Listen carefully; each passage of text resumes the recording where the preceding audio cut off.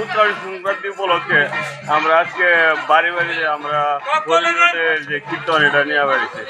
কতদিন ধরে এটা আপনার? এটা দীর্ঘদিন যাবৎ এটা আমরা হিন্দু সনাতন ধর্মে পূর্বপুরুষ থেকে এটা আমাদের মানে চালু আছে এবং বর্তমানে এটা আমরা ওই পূর্বপুরুষের সিঁড়ি ধরে এটা আমরা এখনো চালিয়ে যাচ্ছি এবং ভবিষ্যতে যাতে আমরা আমাদের ছেলেমেয়েরা যাতে ওই রকমভাবে চালিয়ে যেতে পারে সেটা আমরা শিক্ষা দিয়ে যাবো। কোন জায়গা এটা?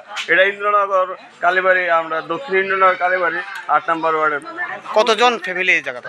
এখানে প্রায় 600 ফ্যামিলি আছে।